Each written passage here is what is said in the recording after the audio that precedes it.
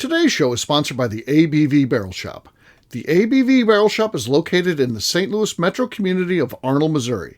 The ABV Barrel Shop is focused on one thing, single barrels. Best of all, you can try before you buy. Head over to abvbarrelshop.com to sign up for their email and text distribution so you know what they have in stock, what classes are coming up, and who from the industry may be coming in to visit. The ABV Barrel Shop. It's where single barrels live. We are also sponsored by the Bar to Go. The Bar to Go offers traveling minibars that are no bigger than a small purse or toiletry bag. Best of all, they are fully customizable so you can create the perfect piece that is unique for you. If you own your own business, what a fun and unique way to promote what you do. Check them out online at thebar2go.com. That is the number 2 in the Bar to Go. If you have wholesale questions, call my friend Isabel Clark at 504-481-1297. Finally, we are sponsored by the Neely Family Distillery. NFD is a family-owned business that keeps ringing up awards in the spirits world. Head to Sparta, Kentucky to experience the family history, award-winning spirits, and meet the Neely family. Check them out online at neelyfamilydistillery.com. Now, on to the show. Let's drink!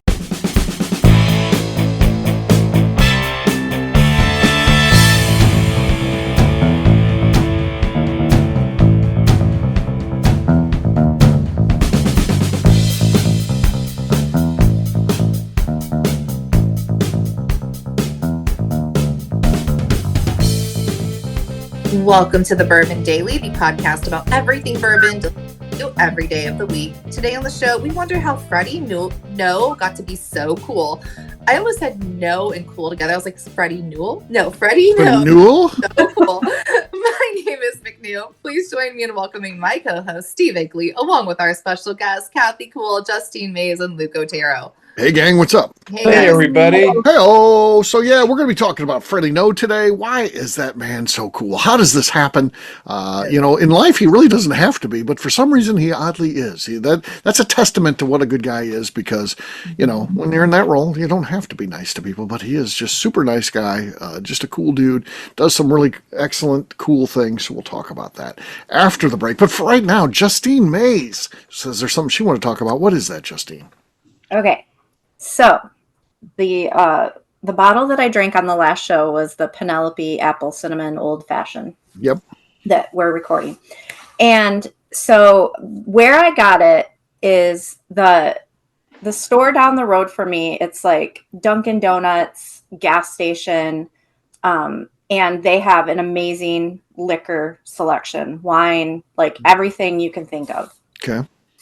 And they do very good store picks. They work with our local whiskey society to help do picks and stuff. So they're spot on with their stuff.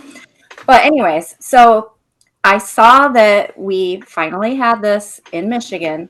So I had been on the lookout for it. I'm not driving around to every store looking for it. But the other day I happened to stop in there to get a drink and some breakfast, and while I was waiting for my breakfast, I saw it sitting on the counter. They always put their new releases on the specific counter, and I seen 2 bottles sitting there.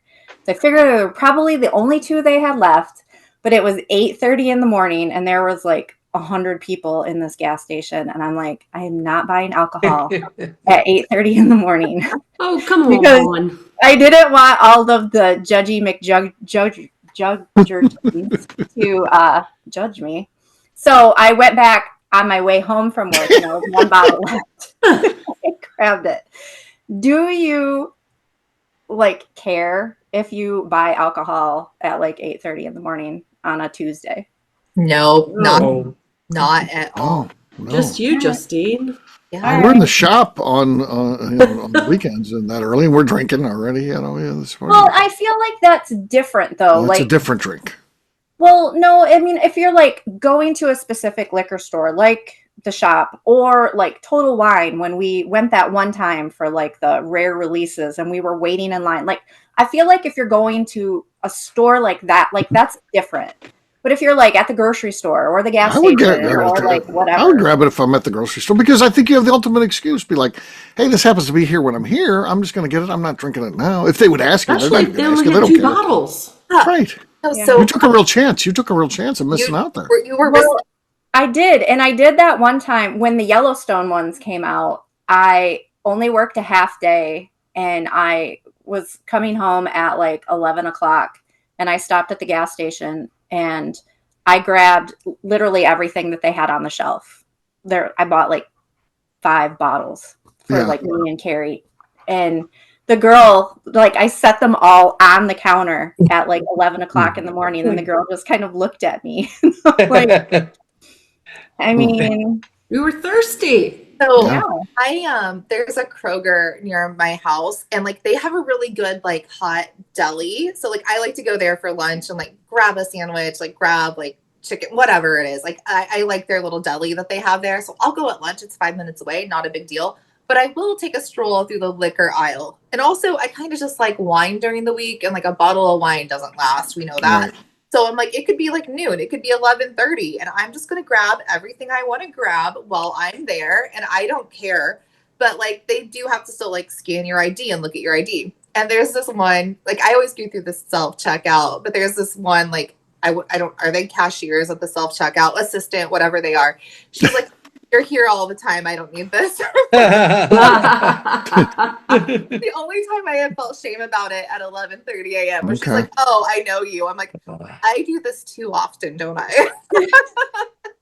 Well, I can't speak for store clerks, that aren't owners, but as an owner of a liquor store, you come in and buy whatever you want. I'm happy to make the sale. I don't judge you. I don't care. I could care less what you're doing or what time you're buying. If we're open and you come in and buy. So yeah, that's what I say. Like Saturday, I'll probably be there at 7 a.m, maybe 6:30. And if someone would see me in there and they come in and be like, hey, can I buy a bottle? I'd be like, hell yeah, please. Help yourself. Do you need to try anything? Do you want to try before you buy? And I'm not judging them at all. I'm trying to make a sale. So yeah, heck yeah. Well, that's how I feel. So I don't judge other people, and I hope they don't judge me. But if there's something available that I'd like, and if it's 7 a.m, I'm gonna get it. I'm too old, and you're not gonna take the chance of it not being there. Yeah, you're 84. You're not gonna take a chance at, hey, they may be judging me. I'll come back, after 5 o'clock. It'll feel better buying this. No way. No. Someone's gonna buy it. So I mean, all right. Maybe if it was something other than what I was purchasing. Maybe like if it was something more like rare or something like that. But I feel like a $25 bottle of ready to drink cocktails is not like I missed it. Sit in her car and open that. If I missed it, like it's not the end of the world. I'm sure that they'll get more. End of the world, okay. Slap it on the counter and say breakfast of champions. Yeah. No, I don't care what they think. Even when they're like, oh, we know you. I'm like, oh, yeah, because I'm here like every day because I want lunch and I buy too much crap here. Yeah. I also might feel different if it was someplace that I don't go every morning for breakfast. Yeah. Okay. On that note, guess what, gang? It's time to drink. What is everyone drinking? Let's start with Luke this time. Luke, what do you got there, man? So a friend of mine from Chicago got this at Benny's. It's called Kentucky Nectar. Okay. It's not in New Mexico, so anyway, let's go to Whirl. I don't expect much. So. No, you got nothing. You expected not much, and you got nothing. So is everybody's ears okay? We didn't hear anything. I turned my hearing aid up too, and I felt it. Yeah. All right. McNew, you're next. What do you got? I feel like I should have picked a Beam product, but I didn't. I have some 1792 small batch. Okay, that's our lead right now, if you can imagine that. So I'll go next. Old 55. Old 55. This is a barrel pick from the ABV Barrel Shop. Let's see what we got here.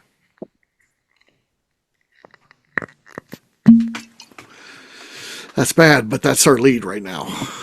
In a very weak field so far, but we still have 2 contenders here, so I can't celebrate anything, but I've got the lead at the moment. Justine's next.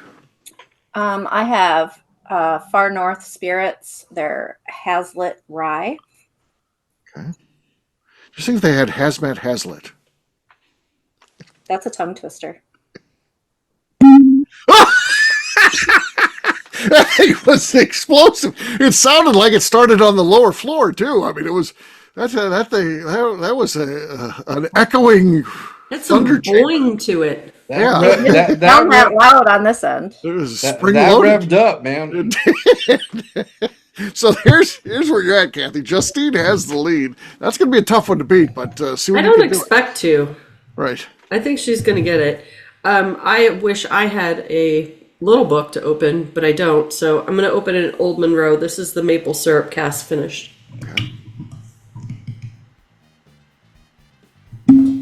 Okay. Solid effort. Solid second place, what it ends up being, though. So Justine wins first place there. So cheers to Justine. Cheers, Justine. All right, we'll take a quick break, and then when we come back, we're going to be talking about Freddie No. Why is he so cool? We'll do that in just a few.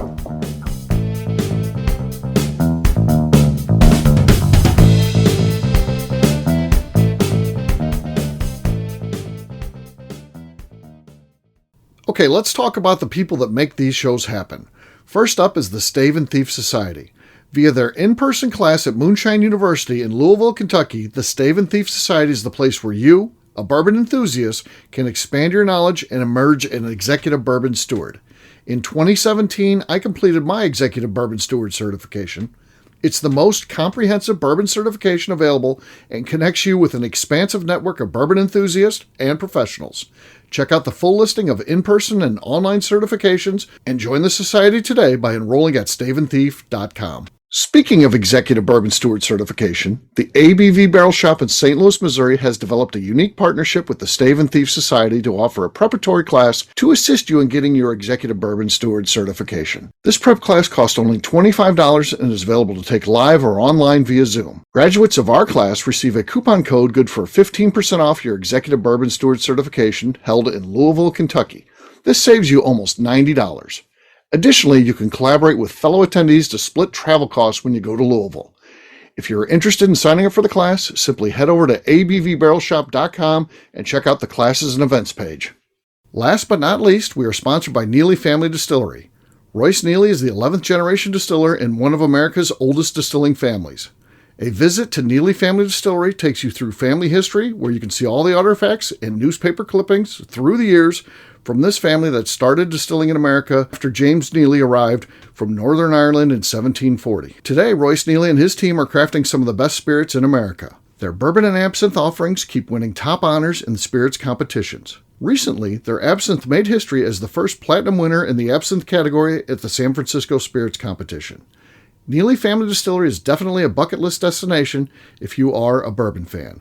Learn more about their spirit offerings, visiting their facility, and the awards they have collected over at NeelyFamilyDistillery.com. And now, back to the show.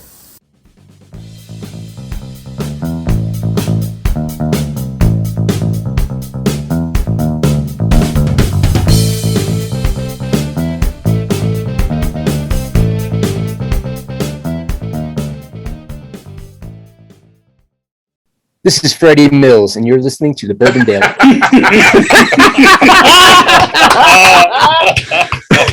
Welcome back to the Bourbon Daily. Today we're talking about why is Freddie No so cool? Yes, we are. So Freddie is this great combination of being a very humble guy, a guy who seeks out knowledge. He's also a historian, both from the bourbon industry as well as family history, and just an all-around good guy. Like, I reached out to him about the upcoming Bourbon Palooza that I'm doing in Bardstown, and he's in. I don't know what we're going to do yet. We're not going to do like the same thing as last year. I'll come up with something and I'll let you know. He's just that type of guy. I mean, again, he's got to be so busy. I mean, how many people are pulling at him to get to do stuff? So just to be that humble and nice, it's incredible to me. So Yeah, Steve, I think you and I first met him in 2018. Yeah. When we were at their distillery, and the humility that he displays, and he doesn't really have to if he doesn't want to, right? But he backs it up with his knowledge and his expertise, and I think the core family values that he's just a regular guy, a family man, and to me that's really cool that his family's first, and his job is just an incredible products that he's putting out. Little book is just a testament to to his vast amount of contributions he's going to be making for many years. So Yeah. Yeah, it is a very cool thing that he's got going on there. And again, one of the things that he did, again, name another heritage brand person that has done this. I know he went around to many craft distilleries and said, hey, I'm using a big column still. Show me what you do. How do most of those guys don't even know how to run a still, to be honest with you, at this point, because, the days of Jimmy Russell where you were the boss in charge, but you're actively running a still every day, it's not like that anymore. There's teams that run those stills. They're running around the clock, and you can't be there all the time. So there's other people that do that, but that's not how Freddie is. He learned that entire system. He knows how all styles of stills work. So it's pretty special what is going on at Beam with him there. Yeah, like Steve, to your point, like there are guys who like don't even know how a still works. He does. Like I think like any industry, bourbon also has like nepo babies. Like you could be like he could have been that. Like last name, of course. His dad is, who his grandfather is. He could have been like, that's my last name and I belong here. He didn't do that. He said, I'm passionate about this. I want to create this. I want to learn this. I want to do that. Yeah. And he didn't have to do all that. I bet you if you would ask the suits, and again they would probably deny this, but if behind closed doors you ask the suits what do they want out of somebody like Freddie, no, they went, we need you to be able to speak good at banquets and go out on the road and promote the brand and do the marketing things. When in reality, Freddie is a roll up your sleeves type of guy who wants to know how all this stuff works. Yeah, impressive, because he didn't have to be that. He doesn't have that, but the fact not at all. And he's making great things, like hell yeah, good for him. But it is just cool that he is. And blending is not an easy thing. Right. And with his series that he's doing, he's taking it all on. Yeah. You can see his thumbprint on so many things. You're like, that's a Freddie thing. He had an influence on that they're doing now. Yep. Yeah. So that's cool. And being able to adapt to the ever changing market. Having somebody like Freddie Knoll there, I mean, he sees and hears and what's going on out there in the market. He's listening to you, Steve, what's going on, and he probably takes all that into consideration. And when he doesn't really have to, Kathy, because he's got this big brand behind him that, but he's being I think watchful for the current status and the future status. Right. Yep. I feel the same way about him that I feel about Adam and Laura Stumpf. Like they're just they're the poster of perfect Midwest family. Sweet, humble, hardworking, high school sweethearts, everything like just tied up in a bow. And Freddie is the same way. And I think that it comes from like core family values. Like when I see Freddie, especially seeing him interact with his dad when we were at Bourbon Palooza last year. Right. Like you look at them from the outside and think, oh, they're just part of the Beam family, whatever. But like when you see them personally and like the way they interact with each other, and it's just like a dad and a son joking around and like perfect Southern gentlemen, like it's just like cool. If you look it up in the dictionary, like there's a picture of him. You know what I mean? Yeah. I do think so. Like Fred was like, he was like it's huge party guy, right? And like I think Freddie has like that same personality, like where they're very outgoing, very fun. He's learned how to like tone that down a little bit, but like he's still open to be like, I'm gonna have a good time with these guests, these fans, these whoever's. Like he's gonna have a good time with everybody, but like he knows like a limit with it, because I feel like he's been like a little bit media trained too. But like it's cool that he's still out there, like still talking to people. Yeah. What he has is not an easy gig. Imagine being in his shoes for a moment. There's people that will attack you. If they announce, hey, we're ready for, whatever it is, Little Book 10 or whatever's coming up, 9 or 10 or whatever it is. If they announce Freddie's been working on that, there'll be someone who give a review of it. They've never even tasted it, and they're ripping on it. He gets ripped on about shit that's not even been released yet. And I just look at that and I'm like, what is wrong with those people? Why do they have to try to tear someone down? And there's people that will do that stuff all the time for no reason. He's the nicest guy in the world. Why do you want to tear someone down like that? What Yeah. are you doing? Yeah. And it's all these. I guarantee you, if they saw him to his face, they'd be nice to him. But it's this whole social media thing where they think that there's a level of anonymity there. You can do whatever you want, and I don't like that. I'm not that way. I'm not. You're not going to see me just laying into people online. That's not my thing. But Yeah, well, it's one of those things. Like I think we've always been good on this show to be like, "Hey, I'm drinking this today," and we'll be respectful. But like when we cut it off, I can be like, "I really didn't like that." Like, not that we ever would Freddie. I think everything he's done is Right. fantastic. But like, there's I know. My big thing is just don't. If I don't like something, I just won't say anything about it. Why? I mean, let's talk about the stuff we like, and just ignore the stuff we don't like. And those things, kind of, if they are truly bad, and it might be just a taste thing too. Let's not forget all of our tastes are different. But if it is legitimately bad, those things tend to take care of themselves over time. They'll just fade away. Yeah. So. And But like, I think too. like, I think too, like with what you were saying about that, like everybody has different taste buds, but you also like might have different taste buds the next day. Like I just feel like you should always give something 2 shots. yeah. And then after 2, if you still don't like it, then obviously you don't like it. But Right. But yeah, I hate social media and all of the keyboard trolls that if you don't like it, fucking scroll on. It's not that hard. Exactly. Well, one thing that social media world's going to have to get used to is Freddie's going to be there for a long time. He's young. He's got a innovative mind, and has the backing of the company and to do Little Book, and who knows what else he has coming out. Right. But I'm sure it's going to be just as interesting, if not incredible as well. So yeah. Yep. So I think for us as bourbon fans who are either McNew's probably around the same age-ish as Freddie. The rest of us are all older than him. I feel comfortable. Beam's in good hands the rest of my life. I mean, Freddie will be there, and it'll be kind of fun too. As his kids get older, and to see if they want to go into the business, and if they do, how is that done? Do they, how do they integrate into the business? So that's many years down the road. At this point, they're still in school and stuff, but down the road, that could be a fun aspect of it too. So that would be cool. Yeah.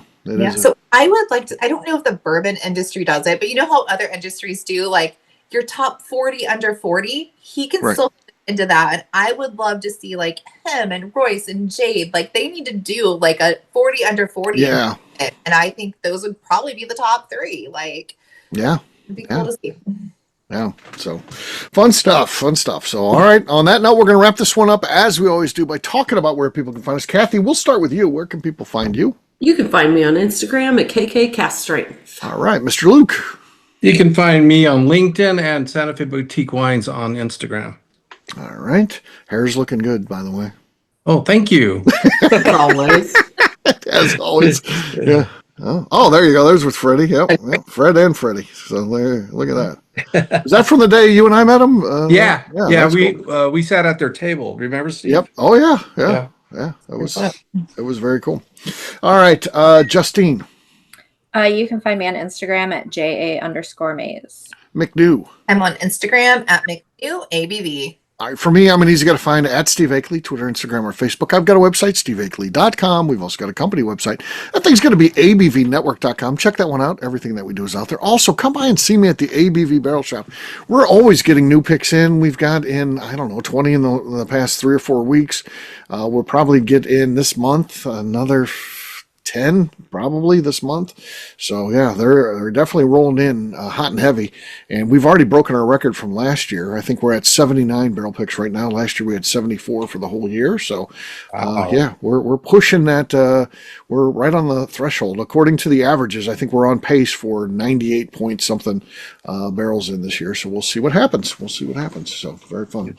Again, online. Thank you. abvbarrelshop.com. McDo, anything else to say before we get out of here? I'd like to remind the audience to please give us a 5-star review. That includes comments. It helps new people find the show, which is very important to us. And if you like what we're doing, we ask that you please visit our Patreon page at patreon.com/the ABV Network. Great job today, gang. For our audience, we'll have a brand new show for you tomorrow. Looking forward to that. Until then, take care, everybody. See ya. Bye. Take care, everybody. Peace.